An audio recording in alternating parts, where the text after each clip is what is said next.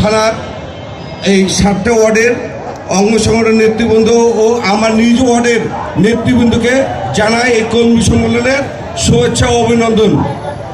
আসলে আমার নাসিম ভাই বলে গেছে অনেক দিন পর এই কর্মী সভা হচ্ছে। আসলে অনেক দিন পর কর্মী সভা হচ্ছে, কারণ আমরা আমাদের দিন কিন্তু বিগত দিন 17 বছর আমরা ভালো ছিলাম না। আর ভালো ছিলাম না বলেই আমরা কিন্তু আজকে যেভাবে বসেছি সেভাবে কিন্তু আমরা কোনো দিন বসতে পারিনি।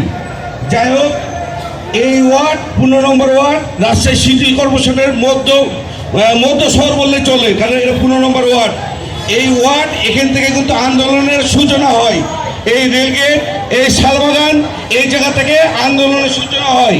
আর এই 15 নম্বর ওয়ার্ডের এই পাশে আমার 2টা ভোট সেন্টার আছে, একটা রাজশাহী পলিটেকনিক, একটা বোর্ড মডেল কলেজ।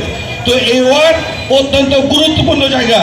বিগত দিনে আপনারা দেখেছেন এই ওয়ার্ডে, এই ভোট সেন্টারে 18 সালে যে গণ্ডগোলগুলো হয়েছিল এই দোষরদের সাথে, আওয়ামী লীগদের সাথে, এই ওয়ার্ড থেকে কারা নেতৃত্ব দিয়েছে এটাও আপনারা জানেন। এখানে এর ভিতরে অনেকজন আমার সাথেও ছিল। আমার সাথে ছিল আমার 2 বোন, এই মহানগর মহিলা দলের ক্রীড়া সম্পাদিকা বিদ্যাপা, লাভলিয়াপা।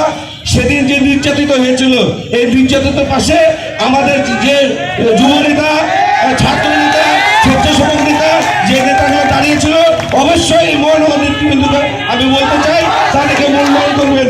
কারণ এই জায়গাতে অনেক আন্দোলন এই রাজপথে আমাদের হয়েছে। শালবাগানে আপনারা দেখেছেন বিগত যে আন্দোলনগুলো, সারা বাংলাদেশ শালবাগানকে চিনে, সারা বাংলাদেশ রাজশাহী রেলগেটকে চিনে। অবশ্যই আপনারা এমন নেতৃত্ব বাছাই করে নিয়ে আসবেন আগামী দিনে এই নেতৃত্বগুলোই সামনের দিনে কাজ করতে পারে।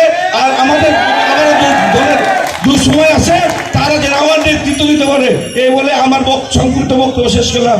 বাংলাদেশ জিন্দাবাদ, বাংলাদেশ জাতীয়তাবাদী দল জিন্দাবাদ, শামসুল জিন্দাবাদ।